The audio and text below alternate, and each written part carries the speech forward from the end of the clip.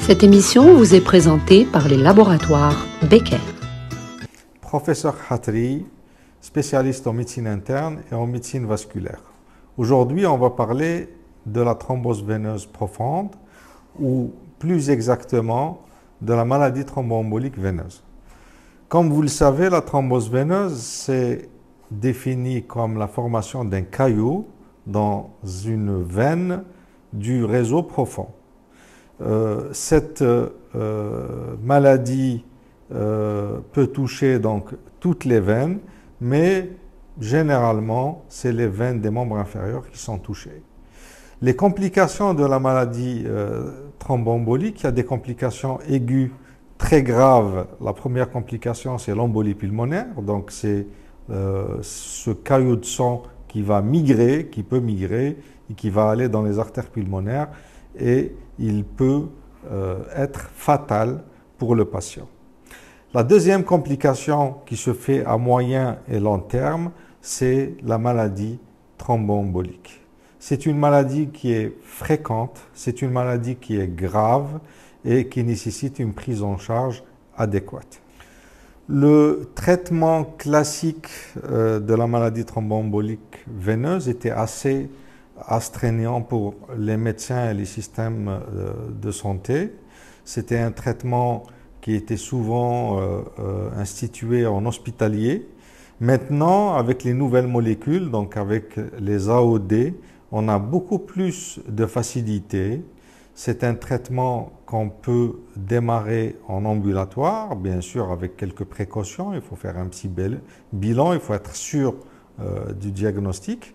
Et l'avantage de ces traitements, de ces nouveaux traitements, c'est qu'on est sûr qu'on est dans la fourchette thérapeutique. Contrairement aux AVK où on était obligé de faire un INR de contrôle au départ chaque semaine, voire chaque 2 semaines, et ensuite chaque mois pour voir si on est dans la fourchette thérapeutique, avec les nouveaux anticoagulants, on donne un traitement sans surveillance biologique, on est sûr qu'on est dans la fourchette thérapeutique. Donc ça, c'est l'avantage principal.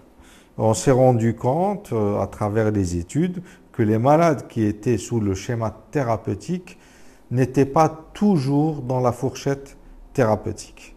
Donc l'autre avantage, c'est que le patient n'est pas piqué à chaque fois, on ne fait pas de bilan à chaque fois pour voir l'INR.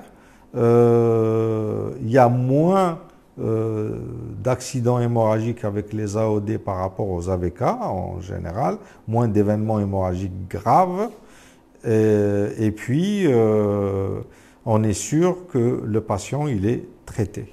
Les nouveaux traitements anticoagulants, les AOD, on a l'impression, comme ça, à première vue, qu'ils sont chers. Mais au fait, lorsqu'on va faire un calcul, une comparaison des prix entre le traitement moderne et le traitement classique, je suis sûr qu'on va trouver qu'il n'y a pas une grande différence.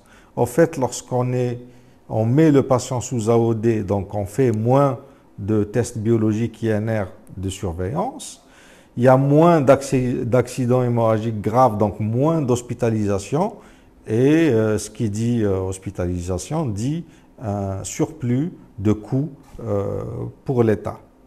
Donc le remboursement de ces médicaments va être vraiment d'un grand bénéfice pour les patients algériens.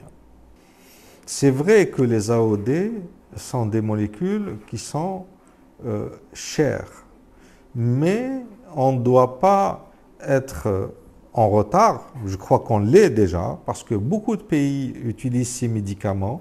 Ces médicaments doivent être remboursés par la sécurité sociale pour que le patient algérien puisse en bénéficier. Ça va améliorer beaucoup la qualité de vie du patient, et aussi ça va améliorer aussi la pratique des professionnels de santé. Merci à vous et à la prochaine. Cette émission vous est présentée par les laboratoires Becker.